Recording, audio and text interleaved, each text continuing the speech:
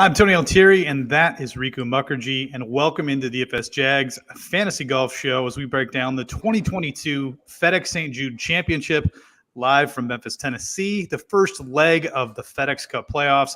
Just a reminder to like, comment, and subscribe to the Nickel City Mafia channel. This is extremely important this month as we continue to get ready to offer our biggest giveaway of the year, brought to you by our friends at Auto. So a quick word from the folks at Auto. 40% of the cars on the road hold a hidden history. With the Auto app, you simply photograph any car, and using our AI license plate recognition technology, you'll instantly have accident, sales, and owner data from multiple sources at your fingertips. If you work in the car industry or are simply buying a used car, use Auto to get the full picture. Search Auto, spelled O-R-T-O, on the App Store. Thanks again to our friends at Auto for the giveaway. And Rick, we've been hyping it up. You guys have been talking about it on the football show. Mike and the crew have been talking about it on the Buffalo content. We're giving away 2 tickets to the Monday night game on September 19th. Bills and Titans in Buffalo, New York, plus a $100 Visa gift card to anybody who is A, a subscriber, and then B, leaves a comment on the show. That's it. You're in for the drawing. The more times you comment, the more entries you get. And obviously, the more shows you tune into, the more entries you get into the drawing. Yeah, pretty great giveaway that we got. Obviously, this is a Bills channel, and if you guys are Bills fans out there and you like listening to golf, us talk about golf, good chance, pretty easy chance to get into an entry to win 2 tickets. Yeah, I mean, all you got to do, like I said, leave a comment, make sure you're subscribed. Tell us who you think is going to win this week in Memphis, Tennessee, who your favorite play is at 6K, and bang, you're in. You get the 2 tickets. You go to New York. You watch Derrick Henry rush for 200 on the Buffalo defense, and hey, everybody has a good night, right? But remember, you must be a subscriber. Thanks again to our friends at Auto for the giveaway. And speaking of giving it away, Rick, I mean, we talked about Tom Kim ad nauseum last week. Our producer, Mike, even mentioned in the comments of the show, you know, hey, why are we not betting Tom Kim? And we talked about it. I mean, he's been playing phenomenally, and he just goes out there and wins. After starting with the quad, pretty impressive. He started off +4 and thought my tournament hopes were dashed. I didn't bet him, but I had a lot of them on DraftKings. I had a great DraftKings week. Won, like 2, 3, almost 3x of my investment last week, and it was all thanks to him, man. And I didn't get to him on the betting card. I just thought the price, the odds were just a little bit too low and too short on him, just given what his stature is on the tour. Yep. And that's how we always do it. I mean, we always like to find good value and stuff like that. And just the fact that he's a rookie and he's never won a tournament or anything like that. Obviously looking back on it, it's regretful. It's a great DraftKings play, but I wish he was on my betting card, especially the fact that I bet him at better odds, like 3 times in the last month. But he comes through, and he's really good, man. Really, really studly, great golfer. Well, it's funny. Like we were talking about it, the 3 things you had to do here, right? Like success at Wyndham was A, hit fairways, B, you had to putt really, really, really well. Like it's basically a putting contest. And then the third thing was you just had to be good with wedges. And he was literally top 5 in every one of those stats and was number 1 for putting. I put it in the Discord. He gained over 12 strokes putting on the week. I mean, just an unbelievable week for him. And he struck the ball well. So to your point, hats off to him. Great win. It felt good. Like we were all on this young guy. We were all touting him, and to have him come through and win, even though we didn't have tickets, it felt like a community win, right?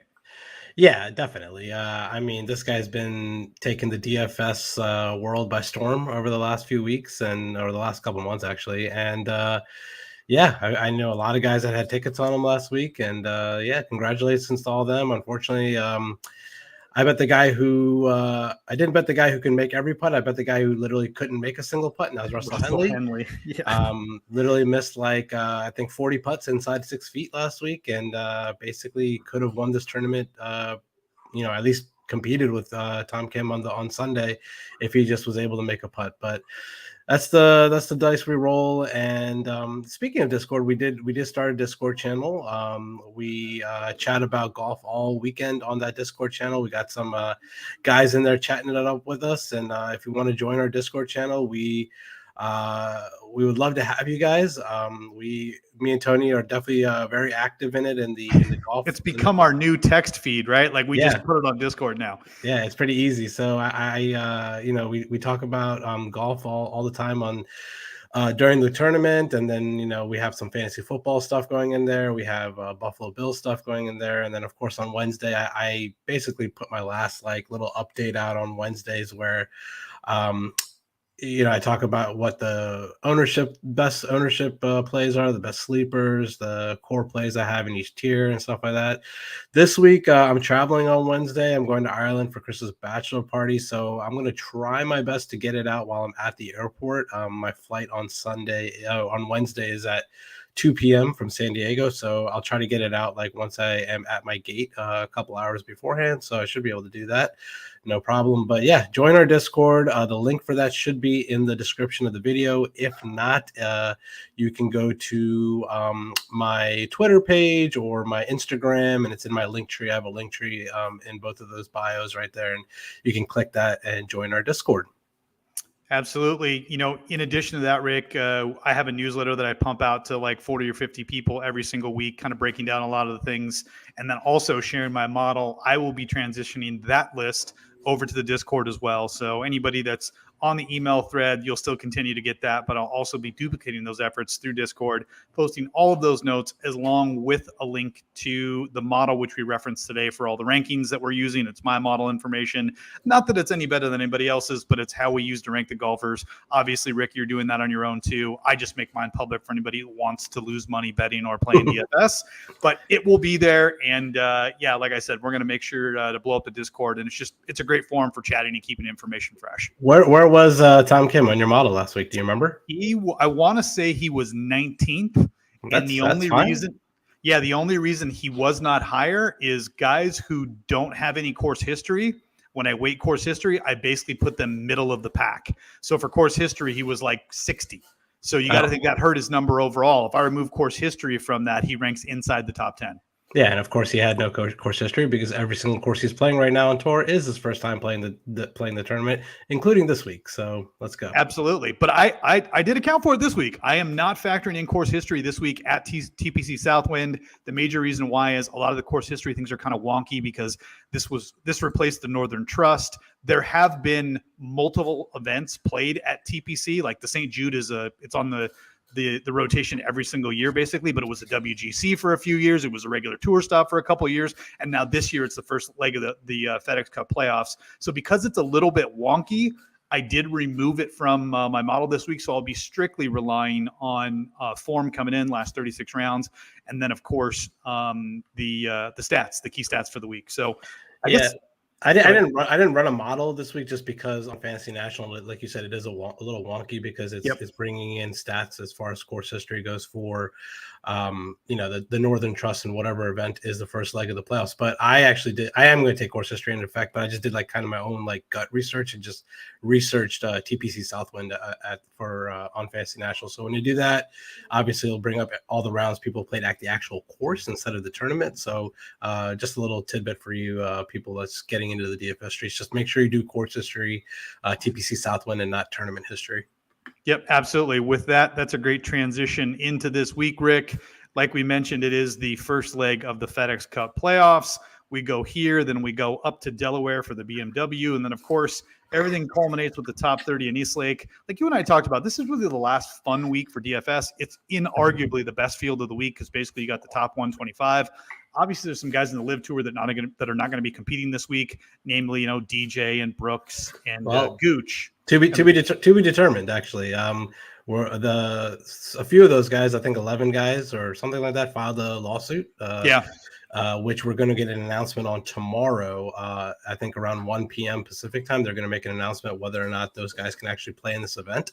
So keep an eye out for that. We'll obviously talk about it in Discord. So if those guys like Gooch and Hudson Swafford, if they actually get added to the field, just pay attention to that because they probably will be added to. They could get added to the field and they could get added to DraftKings pricing, but who knows? They're going to be really low owned. But we'll get that announcement, I think, tomorrow.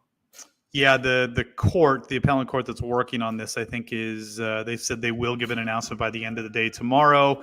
It's probably unlikely, just given everything that's gone down. But hey, you never know. Judges are weird, and the law works out in funky ways. So we could have a few guys, 5, 6, 7 guys added to this field, and you could take it what is, I think, 121 guys right now, because there are 4 guys that aren't playing. And that could get bumped up if these guys are added to the field. I'm not sure what happens to guys like, Danny Lee and Ricky and guys that are bubble boys, if they get bounced out of this or not. But so again, they actually did announce that if the players get added to the field from Live, they'll just be added. So it'll be more than 125 in the field. Yep. So those guys will all stay in then based off of that, which is great. But the thing about TPC Southwind as we get into the course breakdown is it's a par 70. It's over 7,200 yards. So in terms of yardage in relation to par, this is one of the longer courses on tour. And if you look at the guys who've actually won, to your point, Rick, won events at TPC Southwind, Abraham Anser, Daniel Berger, Brooks Koepka. There are a number of guys that have played here and won here, Justin Thomas, that did so not only while not putting well, but by losing strokes putting, and it really is considered a ball striker's course. There is a ton of water. It's one of those courses where if you're not accurate off the tee or your approach shots are wayward, you're going to find yourself in the water hazard and you could blow up very quickly. So it's just one of those weeks where you just lean heavily on ball striking and approach. And if somebody happens to get a hot putting week, great, but it's not necessary to win here. Again, we are on Bermuda and there are a number of guys who putt much better on Bermuda than other surfaces. So I think this week it's not going to change much in terms of how we weight things. It's just we're doubling down on approach and off the tee and ball striking in general this week. Yeah, there's also a lot of water on this course, man. There's a lot of chances to get in trouble here. But yeah, I'm not really caring about distance too much this week. It's more, accuracy. And we've seen that in our past winners here. Like the best iron players are usually like winning here. Around the green's really not that important. So, Abraham Anser and Justin Thomas, like you said, they're good accuracy players. So I definitely I'm waiting that in my approach this week is the guys that are good with their irons. Yeah, I'm usually anywhere between 15 and 20%. I will be bumping that up probably closer to 25 or 30 this week. I have Tony Finau as last year's champion. He actually won the Northern Trust, which is played at Liberty National up north, not at TPC Southwind, which is obviously where we're playing this week. But again, according to the PGA stats, he won the corollary event that was played last week in this spot, or I should say last year in this spot, leading up to the FedEx playoffs. And so he is considered your defending champion, even though I think Justin Thomas was the last guy to actually win an event at this course. He's actually the only person in the field that has won at this course. Yeah, so no Daniel Berger, no Abraham Anser this week. Yeah, no Daniel Berger, no Abraham Anser, no Brooks Koepka, who's also won at this event. So Justin Thomas is your only person in this entire field that has actually won on this course. So a little tidbit of information there to keep in mind. Absolutely. Jumping into the top of the board, all the guys above 10K, and it's all the studs like we talked about. This is the best field of the year, right? Like everybody's playing, and if we get the addition of a few live guys, it makes it even that much stronger. But Rory McIlroy comes in at the top of the board. He's also your betting odds favorite. Who do you like above 10K, and where do you think people are going to move? Obviously, this is Monday night, a little bit early, so it's tough to tell what's going to happen with ownership. But I think I have some leans early, and I'm sure you do as well. Yeah, definitely. Early ownership projection runs have this area, the above 10K range, pretty flat, to be honest with you. Since there's so many big names up here, you're getting Jon Rahm as the seventh highest salaried player in this contest. He's going to get some ownership with that price tag, and there's just so many big names here with guys with good course history and stuff like that. I'm just gonna kick it right off the top here, man. I can't get away from Rory at this event. He out of these guys, weighted strokes gained total at this course, he's number one.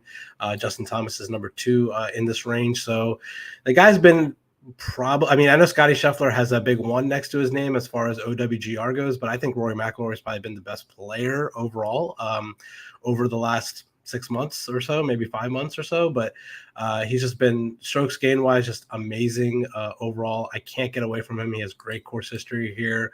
12th last year, a 4th place finish a few years ago. So I'll definitely be going to Rory up top.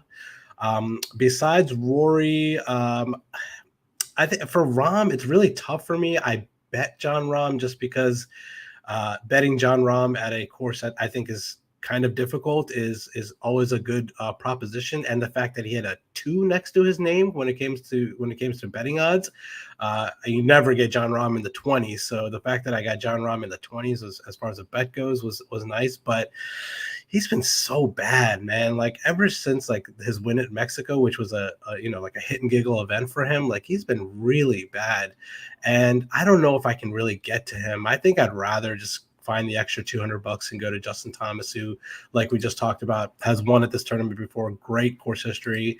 I don't really care about Justin Thomas's lead-in form because, one thing we've like kind of figured out over the last few years is that Justin Thomas really sucks in links golf. Just not good at it, like whatever it is. But, he won the PGA Championship just a couple months ago. So I don't mind going up to Justin Thomas over John Rahm here. And then probably my third favorite play here is going to be Patrick Cantlay, I think. Just his recent form has been just so good. Back-to-back runner-up finishes recently. And just, his course history here is good too. Nothing but top 30s here. I think for me, it's going to be Rory 1, JT 2, Patrick Cantlay 3. I don't really have a take for Cam Smith. He did so good at the Open. I just don't know if I can go back to him. He might have a little bit of hangover or rust from the Open, but I'm open ears for Scotty Scheffler and Xander Schauffele, who have been 2 of the hottest players on the planet this season. So I don't really know what to do with those 2 guys. Yeah, that's, I think the interesting factor there is what we've seen at least consistently was we've seen winners come from the top of the board or the top half of the betting board, and we've seen guys with great form, basically guys who are in form playing well win. And that's not a revelation by any stretch of the imagination, but I guess what I'm trying to say is we haven't seen the outlier, right? We haven't seen a guy who's basically been playing like dog crap or hasn't been in form all of a sudden just show up and win. It's like, no, you have to be playing well, and you need to be one of these guys that is the best players in the field in order to win. I mean, Tony Finau is a perfect example of that, where we saw him where he wasn't playing well at the beginning of the year. We saw that consistently get better week in and week out, and then all of a sudden he wins back-to-back events. Yes, the fields were weaker. Yes, they were I would call them, less than big boy courses. At the same point in time, to win 2 golf tournaments at this level is unbelievable. And so I'll be leaning pretty heavily on form this week, watching to see what happens. The 2 guys you mentioned, Scheffler and Xander, I like them. And my suspicion is that both of those guys, because people will want to play Cantlay, Thomas, and McIlroy, I think those 2 guys are going to get squeezed a little bit. So I like the play there. I don't know how much I'm going to end up using them build-wise, because as we get later into the fields and the 9Ks and the 8Ks and even down into the 7s, I mean, there's so much to dive into. There's so many options that I think a lot of people are going to opt for a balanced build this week. But for me, it's probably Xander 1, Scheffler 2, and then I think Justin Thomas 3 at the top of the board. Okay, yeah, I could definitely see that. I don't think Xander's really going to get squeezed as far as ownership goes. People love playing Xander no matter what. I think the squeeze here is going to be Scotty Scheffler. I think he's going to probably be the lowest owned player in this range, and I think he sets up really well for this course. I mean, he's been bad over the last ever since he won the Masters. He hasn't been that great, but it seems I was looking at his stats. It's all been putter, man. Like it looks like his approach play and his tee to green play has always still been good. I shouldn't say he's bad. He literally finished runner-up at the U.S. Open last month. So, but for Scotty Scheffler at 10-8, like you need him to win the tournament in DraftKings. But if he's going to be the lowest owned guy in this range, I could definitely sprinkle some Scotty Scheffler in, and I don't have to be too overweight on him. So I like it. Xander is the tough call for me just because he's been so hot recently, and I love playing Xander. But I think I'd rather just take the discount down to Cantlay and JT in this range. And Cam Smith is just, I think even though he's played all right at this course before, I think he's just going to be a full fade for me. Yeah, I mean, the thing is, from a build perspective on DraftKings, you can do kind of like what I did last week on DraftKings with the Wyndham, which is instead of making one of these guys like your first guy in, like going like say Rory and then dropping down to the 9Ks, you jam 2 guys in. using Xander as an example, a common build to your point is going to be to go like Justin Thomas and then down to like Will Zalatoris, right? Like those are going to be their first two guys. So if you want to do that, you really want to play Justin Thomas, go like Cantlay and Justin Thomas. There's not a lot of builds that are going to try and jam two 10K guys in. But realistically, the options even way down the board in the low 7Ks and even down in the 6s, you've got some quality guys, to your point, Rick, who've got good course history, that are coming in good form. It's just the field is stacked. So if you want to be a little bit different and you want to go with a chalkier option at the top of the board, that's one way to make your lineups just a little bit different. Yep, I totally agree. All right, dropping down into the next level here in the 9Ks, we've got major winners, we've got hot young players, we've got guys who were the hot young player maybe a year ago or 2 years ago. It's at the top of the board. You've got Fitz at 9,800, all the way down to Hovland at 9,000. Again, it is stacked here. You can take your pick. You can ride the hot hand, which is Finau and Young. You can go and get the discount in terms of ownership on guys like Spieth. Again, I don't think you can go wrong here. Is there a good lean? Is there a better guy that you think maybe a better fit for the course, or somebody you like? Just, man, I really think this guy is hot this week and I want to put him in lineups. Yeah, it's Will Zalatoris. He's going to win this week. It's his time, man. All these guys around him that are winning tournaments that, you know, he should be winning.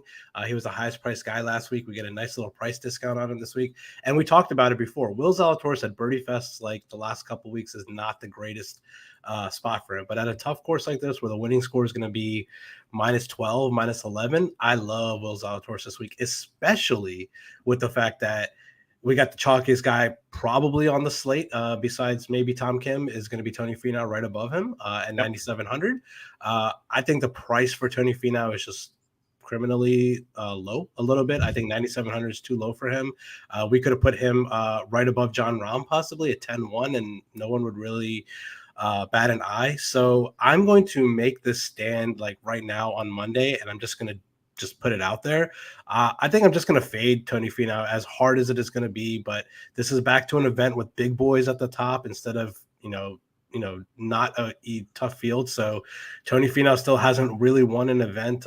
He won the Northern Trust last year, which was a good field, but in his last couple of weeks where it's been his hot stretch, he hasn't really won an event with really big names in the field. So I'm going to make that stand right now and just fade Tony Finau completely, coming in off back-to-back wins. Underpriced, he's going to be absolutely the highest owned guy in this range, and I will go down to Will Zalatoris, who's going to be my highest owned guy in this range, and I will actually go above Tony Finau and go to Matt Fitzpatrick as well, who has really good course history here. And like we just said with Will Zalatoris, I like Matt Fitzpatrick at tough courses too, just like we had at the U.S. Open last month, where Fitz and Zalatoris both played wonderful. So I would rather take Fitzy and Zalatoris over Finau in this range, just from like not saying that Finau isn't a good play, because obviously he's a good play. He's coming in off of look at Tony's model right here, 1-1-1 overall, my rank, form rank, 1-1-1. So you can't like beat that. But just from an ownership perspective, I think I'd rather take the discount ownership in Fitz and Zalatoris above and below him. I'm out on Spieth and Hovland. I just can't get there with those two guys. Cam Young's the bubble boy for me here. This is a course that does a little bit take the best weapon out of his hands, which is the driver. But he's been so good. We like him at Birdie Fest. We like him at hard courses. We like him at any sort of course that, like, I think it's really hard for me to get away from Cam Young. So for me in this range, just from, ownership perspectives and who I have a gut feeling about this week, I think this week it's going to be Zalatoris 1, Fitz 2, and Cam Young 3 for me. Yeah, the Cam Young comment is interesting because I'm really torn on where he comes in. Part of me says he's been playing so well, people are going to ride the form and insert him in the lineups. And then the other part of me says everybody's going to play Finau. Everybody's going to play Zalatoris.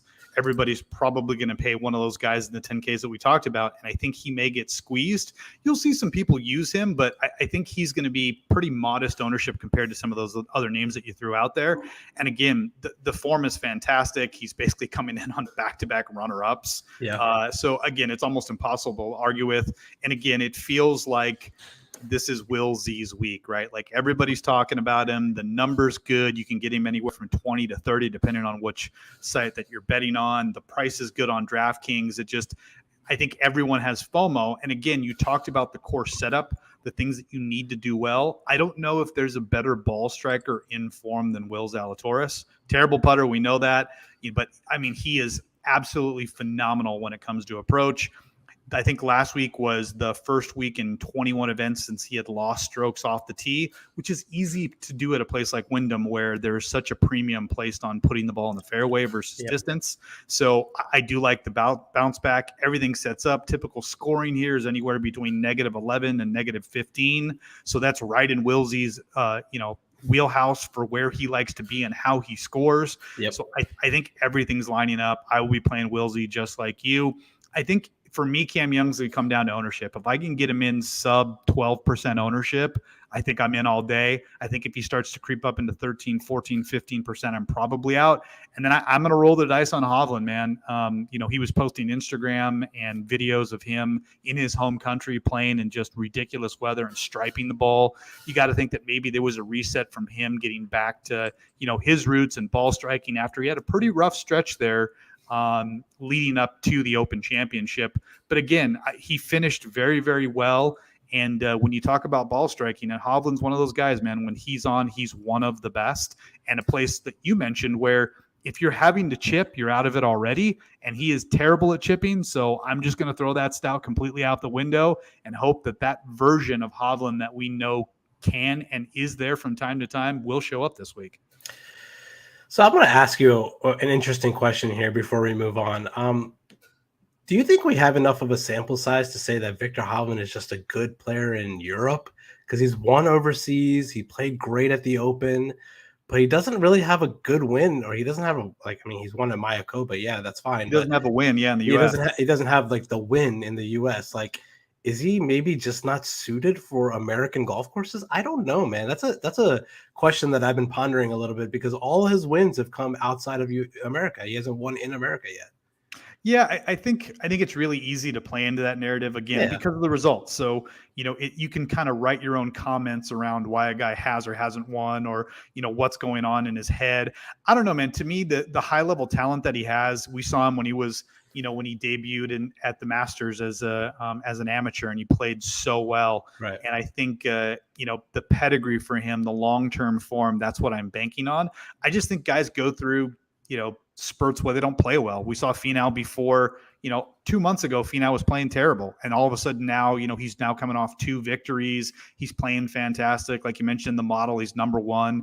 But I have a sneaking suspicion that, with Hovland, where he is this week, we're getting good odds. We're getting depressed pricing.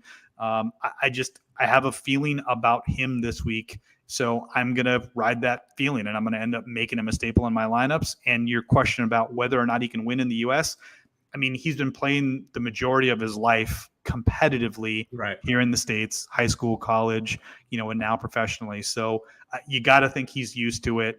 I just think things just have to come together. It's like Finau before he finally got his wins, right? It's like, when is this guy going to win? When is he going to show up? And it's just a matter of time for Hovland with me. Yeah, I don't want you guys to out there that are watching the show to don't want you guys to get me wrong here. I think Hovland's a special talent. I think of course he's going to win on tour. I just think it's a matter of time. But what we've seen over the last couple years, he just has his wins overseas. His wins are outside of America, and he just hasn't been having a great year on American golf courses this year. So maybe he has these chipping issues with the grass types around the green. I just don't know what it is exactly. Maybe he's just used to, growing up in Norway, he's just used to being able to chip on those type of greens and courses out in, in Europe. So maybe that's why he played so well at the Open this year. Who knows? But just something to keep an eye on, I guess, moving forward is Viktor Hovland's run over this course of the FedEx Cup playoffs and see how he does and see if he can keep that form going that he had from the Open and maybe turn it into a win here. Who knows? Well, speaking of guys who are slightly out of form, let's get into it. Yeah, the top 2 guys at the 8K range are inarguably supreme talents. They're in that same bucket as Hovland, which is probably why they're all priced similarly as him. But the 2 guys there, Morikawa and Burns, sitting at the top of this pricing tier, have not been good as of late. Don't get me wrong. Burns has won, I think, 3 times in 18 months. So it's not like he's played terrible, but his lead-in form has not been great. Morikawa has not been the superhuman version of himself that he was when he won 3 times a year ago. But those two guys are struggling. You've got the complete opposite in Sung J M, who is coming in as hot as anybody right now. Matsuyama off of a withdraw and then going out and doing his best impression of Bryson on Instagram. So again, this area is very, very weird. At the bottom of this pricing tier, you mentioned in the Discord, probably the best value other than Tony Finau across DraftKings, Tom Kim, Yahung Kim, for those who speak Korean, at $8,000. Where are you going to go here, Rick? Because obviously there's narrative around each one of these guys. If I told you at the beginning of the year that Colin Morikawa and John Rahm would be these prices the first event of the FedEx Cup playoffs, you would have thought I was crazy. But here we are, Morikawa, 8,700, one of the best players on the planet, 2-time major champion. Just his form has just been terrible. He just hasn't been able to put a good season together. Maybe some growing pains. Who knows? He had such good success early in his PGA Tour career that maybe a little bit's caught up to him. Who knows? But it's golf, man. These things happen. You go through some bad spurts, like you just said, some good spurts, like we've seen. So he is definitely Morikawa for me, especially with the fact that he has decent history here. He has a 26th and a 20th place finish here. Yep. Sam Burns right below him finished second place last year, so that he has good history here also with bad form coming in. Those are going to be two really tough plays for me. I think my absolute favorite play in this range is going to be Sung Jae at 85, right below him. Yeah. He's been, he's coming in off. We just talked about Cam Young with back-to-back runner-ups. Sung Jae Im also is coming in off of back-to-back runner-up finishes. Obviously, he lost to Tom Kim last week, and then he lost to Tony Finau a couple weeks ago. So definitely like Sung Jae. Hideki and Lowry, I'm out on Hideki. I think his mind's just elsewhere. He's not really into PGA Tour golf right now. I think he's ready to get his payday for LIV and move on. He withdrew at the 3M Open with a sore wrist or whatever. So definitely out on him. Lowry, I think he's not been good recently. I think I'm out on him. My other favorite player in this range is definitely going to be Billy Ho. I usually don't get to Billy Ho, but I like his ownership this week. It's looking like sub 10% ownership. This guy has played this course many, many times in his career with a bunch of top 10 finishes. I think he might have even possibly won this event before. I'm not sure, but definitely a bunch of top 10 finishes. Last year, 17th, 25th the year before that, 9th the year before that. So Billy Ho, definitely going to play the course history narrative with him. And then what do we do with these two guys at the bottom? One of them is one of my favorite players that I always play, in Joaquin Niemann, and the other one is Tom Kim, who has just been a staple in my lineups over the course of the last couple months. Tom Kim is going to be the highest owned guy in this range, no doubt.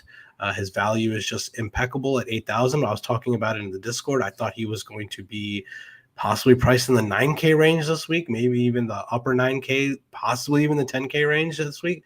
But no, he's at $8,000 this week, and this is just an insane value for someone that is coming in so hot and amazing. So I think I'm just going to have to eat the ownership here. I'm just going to continue to play him. I know he's going to be a staple in cash game lineups. He's going to be a staple in a lot of people's lineups this week.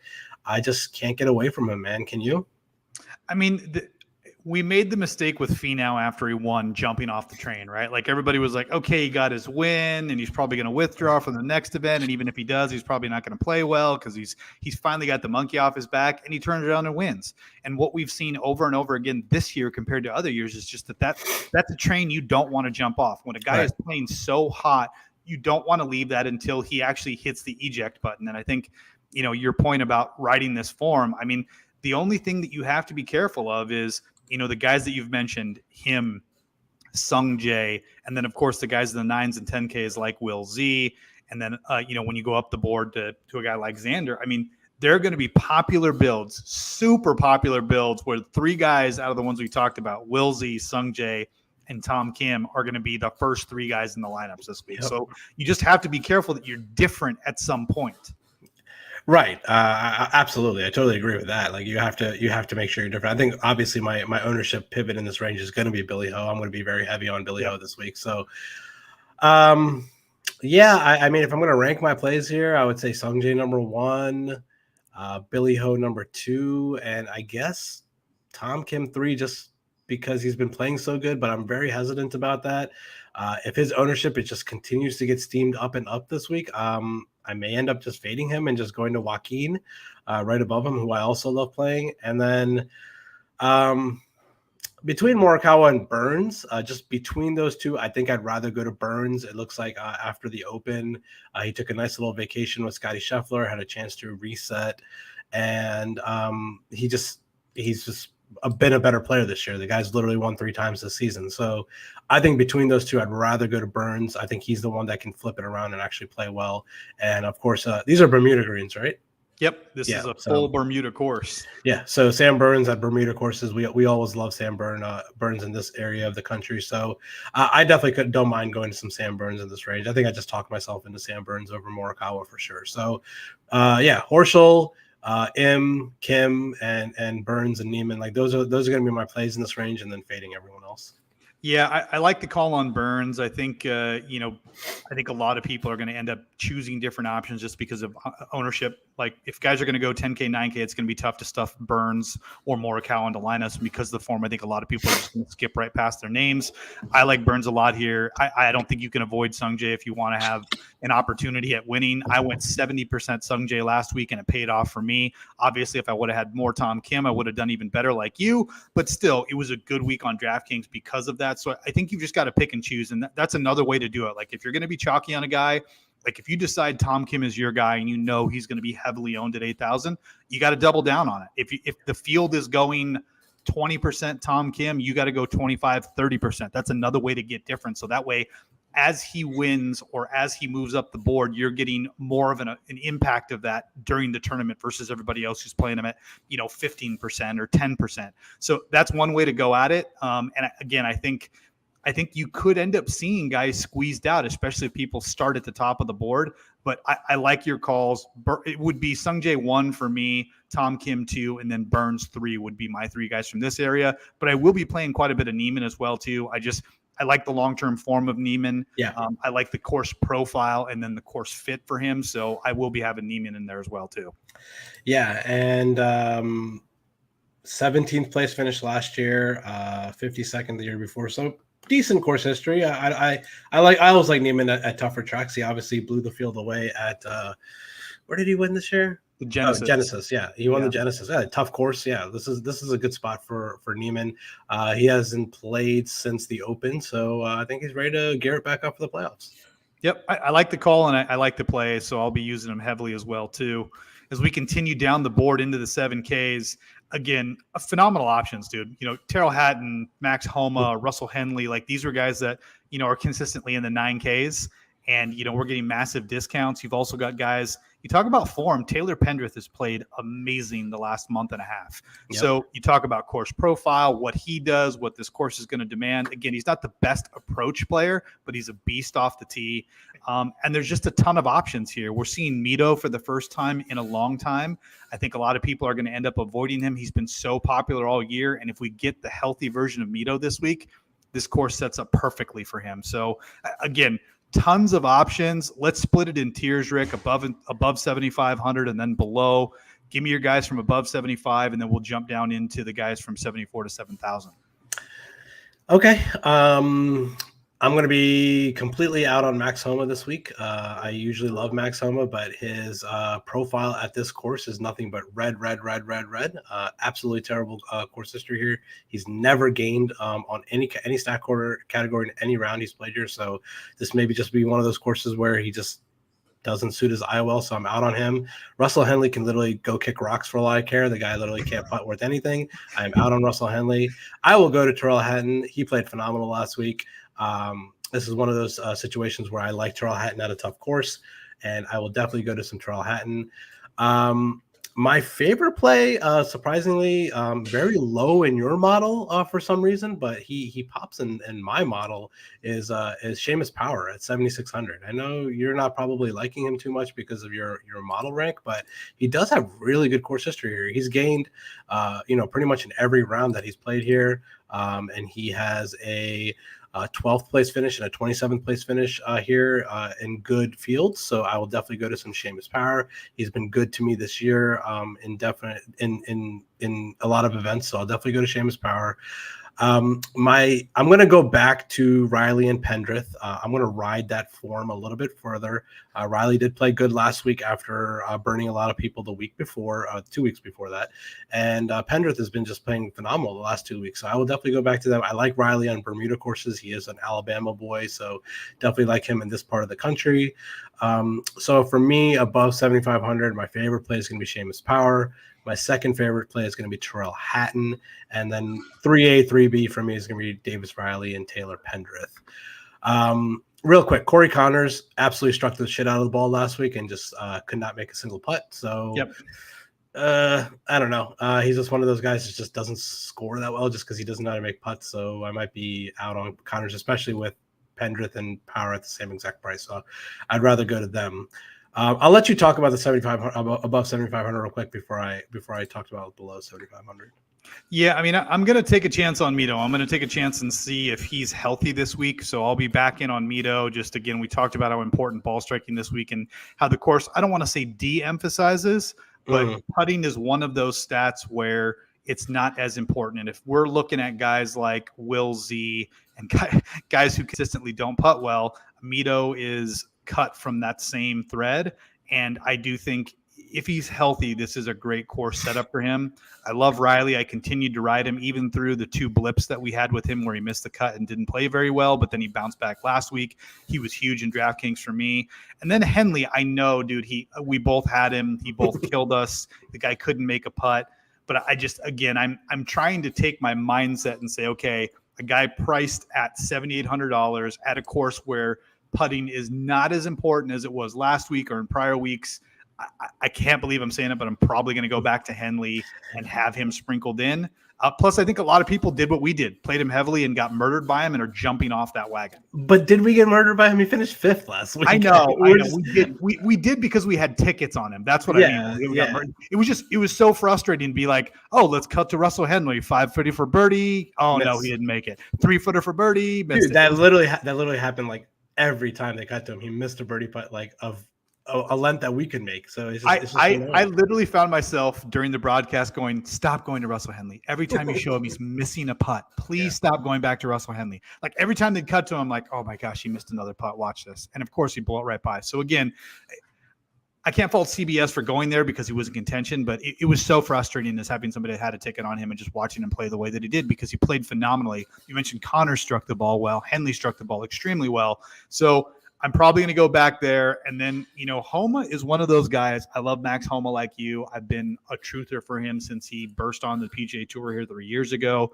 And I think the big thing is I have to hang my hat on this version of Max Homa that we've seen this year is better than prior versions. So even though his course history isn't good here, I've got to hope that he can get it together. And, the big thing is approach. He's typically very good on approach. This course demands it. And for whatever reason, maybe it's the water. It doesn't suit his eye. He hasn't played well, but I'll have Max Homa in some lineups. He'll be a pivot for me off of Henley. The funny thing about Max Homa is that we talk about how bad his course history is here, but he's actually 4 out of 4 with made cuts at this event, at this course. And but again, the guy at this price, a made cut is a win. Yeah, I guess at 7,900, you want a little bit of upside, but he just never finished better than 50th at this event. So I guess he makes the weekend and just, I don't know, doesn't play well on the weekend here. Who knows? But I'll be out on him. But yeah, I know you love him, so you can definitely go to him. If he beats me this week, I guess he beats me. But below 7,500, I'm going to go back to Poston. I've been playing him. I've been riding him every single week. He's been doing good for me every single week, so I'll definitely go back to Poston. You can't deny Shez Reeves' course history here. Number one course history here, I believe, out of anyone in the field. He gains strokes like in every round he plays here. So I definitely like him, especially, he's been playing pretty well recently, and he just won a few weeks ago at an alternate field event. So definitely going to go to some Shez Reeve. Tigala, I don't know. I kind of like Tigala a little bit more at Birdie Fest for some reason, but I could definitely go to some Tigala.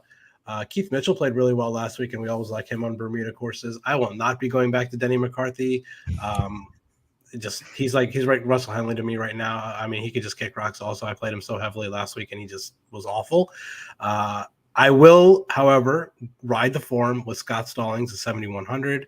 He's been playing really well recently, and he has good course history here. He's in the green almost in every category. What is his finishes here? Let's see. Scott Stallings. Where is Scott Stallings? Oh, there he is. He has a 30th and a 37th here, so not bad. And he just has a string of top 15 finishes coming in, so definitely going to go to some Scott Stallings. And other than that, I don't know. I don't really have any other takes. Cam Davis has been playing all right. Yep. Alex Noren looks like he's turning it around a little bit, but I'll be out on the names like Webb Simpson and Denny McCarthy and Adam Long, who burned us last week. Siwoo Kim, who burned a lot of people last week. I'll be out on them. But the withdrawal was just brutal. Yeah. It was brutal, dude. Yeah. So I'll say for me, my favorite play is probably going to be Shez Reavie in this range. Second favorite play is probably going to be JT Poston. And my third favorite play, I'll say Keith Mitchell. I also like Chris Kirk a little bit at 7,400. So maybe between Keith Mitchell and Chris Kirk, I kind of like those two guys at 7,400. So those are going to be the guys I'm going to. Scott Stallings also tied for third there. Also, so you got any other guys you want to talk about? The only two other names, I do like Cam Davis a lot this week. He's coming in. He's got two top 20 finishes, a 16th and a 14th in back-to-back weeks, so I do like that. But the two guys that I'll throw out to you, if we're talking about de-emphasis of putting and we're talking about ball striking, it would be Grillo and Steele down there at the bottom at 7,000. I think both those guys are good options. I think they're priced up a little bit because of the course fit. To me, those guys are probably 6K guys, just looking at the names of some of the guys that are down at 6,000. But, at $7,000, it's hard to argue with. So I'll have both of those guys sprinkled in the lineups. And then even though he's been playing pretty bad as of late, I just can't stay away from Gary Woodland. I'll have him sprinkled in as well, too. Steele and Grillo have no history here. Gary Woodland has 2 out of 2 made cuts here, but pretty bad recent for him. Out of those three, I think I would lean Grillo just because he's been playing, coming off second place finish. Yeah, two runner-up finishes, actually. Finished runner-up at John Deere, and then finished runner-up again at 3M, I think, maybe, Rocket Mortgage or something like that. But, so definitely Grillo. Steele is good. He's been ball striking really well and finishing well, too. So definitely team no putt right there. So, yeah, I don't mind those plays. Yeah, and then your all-time favorite guy, Jason Day, who's been playing phenomenally, withdrawing and missing cuts. I don't even know how he made the FedEx Cup playoffs. Like him and Fowler, I don't think I've seen those guys make a cut in about a year and a half, and I don't know how they found their way into this thing. Beats me. I'm not playing Jason Day. Never will ever again. I'm out. I'm just waiting for those guys to make their announcements. It feels like both Day and Fowler are perfect for live. Yeah, they belong. I don't know why they haven't done it yet. I don't get it. I don't know either. They're perfect for it. All right, dropping down into the dumpster, there's still good options. Like we talked about, this is like major-esque pricing. So there's guys down in here that are really, really good. I will throw a couple names at you, just guys that kind of jumped off the board to me. I've been playing Taylor Moore every week. I bet him last week to win. I had him as a staple in a bunch of my lineups. My best lineup had him in there. So Taylor Moore above 6,500. I love him. Anerban, I talked about it in the Discord, dude. His ball striking was phenomenal last week. So Anerban will be back in my lineups. And then another name that I'll throw at you above 6,500. I'll probably go back to Lipsky. Lipsky's every time I get him priced below $7,000, there's just value. So Lipsky will be another guy that I will be inserting into a bunch of lineups this week. Yeah, love that call there with Taylor Moore, man. He's been so good recently. I will definitely be playing some Taylor Moore. I don't know, man. There's some names here. KH Lee is always good on TPC courses. Always, always good. He doesn't have the greatest. I don't know what he's done here. He has a 50. Oh, he made the cut 1 out of 1 time. Okay, not bad. Yeah, I'll take KH Lee. Why not? 6,700. John Hull played really good. I'm going to talk about ball striking last week. John Hull's ball striking last week was phenomenal. Yep. Definitely don't mind going back to him a little bit. Callum Tarrant just week after week after week doing things for us. He was in my best lineup last week, so I'll go back to him. I think 6,600 is a great price for him. Trey Mullinax, 6,500. He has good course history here. He had a win recently, so I definitely don't mind going to him. Those are kind of my only names up above 6,500. I won't be going back to Brandon Wu. Not really a Tom Hoagie or Aaron Rye kind of guy. Brendan Todd, this is kind of a good course for him, accuracy, but he just doesn't like really do much on the weekends. He like makes the cut and just kind of stalls in position. So I'd rather have the upside with somebody like Taylor Moore or Callum Tarrant, who I think could go low, than like a Brendan Todd. So yeah, I think above 6,500, Taylor Moore is definitely going to be my 1A play, like my favorite play up here. And my second favorite is probably going to be Callum Tarrant. And then a tie between like Mullinax and KH Lee, and then Lahiri. Yeah, I think Lahiri is one of those guys. When he gets it going, Like he can stay hot, and his ball striking was really good last week. And like you said, if we de-emphasize putting, it's a good week to do it because he could not really putt well over the weekend. So, those are going to be my plays above 6,500. Below 6,500, the only guy that I could see going to would be Chesson Hadley, who played really well for me last week. Yep. CT Pen, nah, I'm out on CT Pen. I don't really have any other names from below 6,500. Who do you got any names from below down here? You know, it's interesting. Schwab putted terribly. He actually struck the ball really well.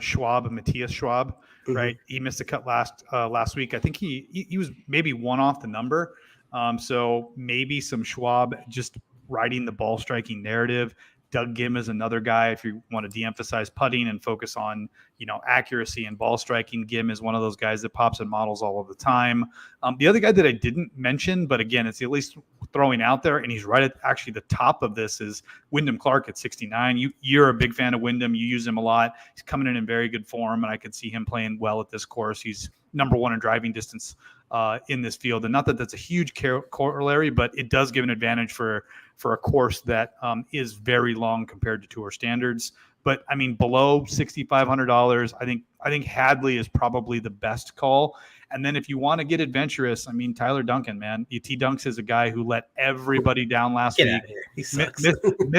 Missed the cut, one back of the number. But again, his ball striking was pretty good. He's not super long, but he is accurate. And again, to your point, everybody hates him. No one's going to own him. And if you have to go down here, believe me, there's much worse options. Yeah, I definitely agree there. A couple other names that I just was doing a little bit more research on. James Hahn actually has pretty good history here. That makes sense. 51st overall in your model, which is pretty good for a 6,200 guy. And then if we just want to ride a little bit of form, Peter Malnati played really well last week. He had a lot of birdies and a lot of bogeys. So just for DraftKings scoring purposes wise, Peter Malnati at 6,200 is good. And then one guy who just played lights out on the weekend to get into the playoffs at the flat min, $6,000, Max McGreevy, man. He played really well. He was on the outside looking in last week, and he worked his way up on Saturday and Sunday this past weekend to get into the playoffs. So pretty hot weekend from him. Maybe we can ride some form into this event. So if you're trying to, jam in some really studs up top, I don't mind Max McGreevy at $6,000 flat. Yeah, it's not a bad call. And like you said, he flashed last week. Part of it was course fit, but again, anytime a guy comes in riding that kind of form, you got to think he's got to have confidence. The other guy to at least throw out there, just because long-term form, again, I can't believe I'm saying it, but at $6,500, a guy who wins at tough courses and literally ball strikes every single week, it's Luke List. $6,500. Again, I get it. His form has been terrible. I can't remember the last time he made a cut, but he continues to show up in these models where he ranks inside the top 20 in basically every ball striking narrative. The guy he is just so bad putting. I mean, I feel like he's gotten actually worse this year after he won at Torrey Pines. So, but again, $6,500, you just got to hope that winning pedigree, a guy who can absolutely smash the ball off the tee and stick approaches, that he putts, I don't know, he only loses 2 strokes putting instead of 9. Yeah. Nah, I'm out on Luke List. I can't get there with him. He's been. I gave you my best sales pitch. It wasn't very good, but yeah, I get it. The one thing that I know you talked about playing balance this week, but you could play a little bit of stars and scrubs, especially because these are the guys that were the top 125 players on tour this season. So Yeah. some of these names down here are players that are sometimes priced in the $7,000 range, and we play them at will. So I definitely, like, if you're gonna sit here and jam some guys up top, you definitely could like go down. Like, I don't mind having Peter Malnati or Trey Mullinex as part of your or core there. So it's like something like you got to just think about what you want to do lineup construction wise. I do agree that the pricing is pretty soft this week, so balance build is probably going to be more popular. But if you want to jam in like Rory and JT up top and skip a lot of the 9K and 8K range, then you could definitely get some good names down here. So, just figure it out from there. But you just figure out the guys you like down here. No one's going to be highly owned. There's no chalk pieces down here that you need to worry about fading. So just go with your gut here and play the guys that you like. Yeah, I mean, Kuchar is another guy that I'd throw out there. Just, again, no one's going to own him. Nobody likes playing old guys, but he's made 3 straight cuts here. I think back-to-back years, 18, 19, and 20. So, again, you can kind of pick your poison. And, again, to your point, there's like 4 or 5 guys who have won on the PGA Tour this year priced in this range. Yeah. I mean, like literally 4 or 5 guys. I was kind of going through the list and being like, oh, yeah, KH Lee won. JJ Spawn won. Yeah, JJ Spawn won, and Trey Mullinex won, and then there was one other name that popped in my head here a second ago. But there are multiple winners down here, guys who've shown up and won at big events, guys who have contended. So to your point, if you want to try and get a little bit different and you want to play some of these guys down here, there are good options. But again, they're 6K for a reason. They could show up and contend. They could absolutely blow up and be out of the tournament after day one. Yeah, I think Tom Hoagie's the other one that's won. There you go. Tom Hoagie. Thank you very much. Mm-hmm. All right. Getting into the bets for the week. For me, dude, you mentioned it off the hop. You get John Rahm with a 2 next to his name, and I fully get it. Not playing well. Form is bad. Same thing for Hovland, but the numbers are so big I can't get away from them. Burns because of the Bermuda narrative. Neiman because of the number, and Homa because of the number. I think a lot of these are risk-reward plays, and we're probably going to end up seeing somebody from the top of the board win this thing. I mean, there's so many guys below 20 and under. There's like 8 guys this week. One of those guys is probably going to win, but I think there's value in that next tier, and I'm going to take some shots there. A couple long shots just because they're riding hot form or because of the ball striking narrative, and then, of course, there's FOMO for me with Woodland. But that's kind of where I'm going this week. And I think when we get into your card, Rick, you're taking a similar approach. Yeah, definitely. I have more bombs than you this week just because the bombs are just sprinkles, and I had a good week last week. So a little extra money in the account, spread that out on some bombs here. But yeah, my main units are going to be Rahm 22-1. Just can't get away from that number. It's just too good of a number. I like Fitz at 22-1, Will Z 28-1, my pick to win this week. And then I'll ride Billy Ho at 50-1. Pretty good number for him. Somebody who just won at a tough field a few weeks ago at Memorial. So don't mind those numbers. Those are going to be my major units. And then my bombs this week, Davis Riley at 90, Alex Norton at 125, JT Poston at 100, Seamus Power at 100, Taylor Pendrith at 100, Scott Stallings at 125, Chez Reavie at 150, which I think is a great number for him. And then just 2 guys at the very bottom who I just thought the value was too good to pass up. Joel Damon at 300-1 and Trey Mullinex at 350-1. Yeah, the Molinex call, that's funny. He's one of those guys where, I mean, we saw him win this year, but he's kind of one of those guys that's floated between the Korn Ferry and the PGA. He finally gets a win, gets his card secured for 5 years, which is great. But yeah, I mean, I can see an argument. Pendrith is probably the guy I think that's deepest on the board that I would have the most confidence in. Yeah. But like you, man, I think everybody's got FOMO for Will Z. It just feels like everything's pushing in his direction. Like the universe is finally going to hand him his win at a course where he should win. And it feels like everybody's going to have that ticket. If they do, that'd be great. He'll be a staple in my lineups. He'll be on my betting card. And I just hope he doesn't get Tony Finau, I guess, who's going to be right there, priced right next to him. I know. I feel like Rory's just going to come out and smash this field, dude. Him or Xander or Cantlay just feels like this is just too perfect. But those numbers are just too short for us to bet, man. We just can't get to those numbers. I mean, the other number that if I was thinking about betting someone else up here would be Morikawa at 33-1. I mean, getting one of the better players on planet Earth at 33-1. I think it's kind of an auto bet, but I just can't bet it because his form has been so bad. Yeah, I know. I looked hard at it like you did. I mean, I was like, I originally was going to bet it, and then I removed it, and then I was like, man, I should bet it just because of the number. But I also think that number, as the week kind of goes on, is going to get bigger. I think it could creep up on 40 in some spots. So if it does get to 40, if it gets to 40, I think I'll have to bet it. There's so much value. Yeah, there's so much value in it. I don't think I can get away from a Morikawa at 40. Yeah, so I'm with you there. It looks like Mike is going to be betting Cam Young at whatever number Cam Young's at, which I like that call. Which is good. Again, you talk about the course narrative and what you need to do. He called the Tom Kim win last week, I think, kind of, maybe just a little, where he put it in the notes like, hey, I think you might want to bet Tom Kim. I don't know if that's actually calling it out, but we'll give credit where credit's due. So, Mike, I'll give Mike the tick mark for Tom Kim last week. If Cam Young wins this week, we'll just have to have Mike come on for the Mike's betting card segment of the show at the end. We will definitely have Mike. It'll be like our version of Tim Anderson. Yeah, we're gonna have Mike Thornton come on and give his card and figure out who the most cursed guy of the week is. Yeah. All right, guys. I will not be here next week to do a show. I will be in Ireland, like I said. Living it up with Chris on his bachelor party, but I will be back. I actually get back on Tuesday into America. So on Wednesday, I will still be able to write up a little write-up on Discord for next week's BMW Championship. So join our Discord, keep an eye out for that, but I won't be on the show next week. I think Tony will probably ride a solo or do it with Mike or something like that. So hope you guys have a good week. Enjoy the FedEx St. Jude. And then anyone who's in the finals in the Fantasy Golf World Championship out there, good luck this week. I know a lot of people are going to the event. Gup and Tambo, all these guys are going to the event this week. So have fun there. And good luck to all you guys. And keep breaking it in. Go Nickel City Mafia. We're doing good, man. We're doing good. Great way. Perfect way to end the show, Rick, right? Like ton of content out there. You guys are doing a ton of fantasy football shows. Have fun in Ireland. For anybody out there that is interested, we will be posting the link to Discord. Like Rick said, we'll continue to feed all of that through there. And don't forget to subscribe and leave a comment on the show because that gets you entered in to win the 2 tickets to the Buffalo Bills Titans game on September 19th in Buffalo, New York. Thanks to our sponsor, Otto, for that.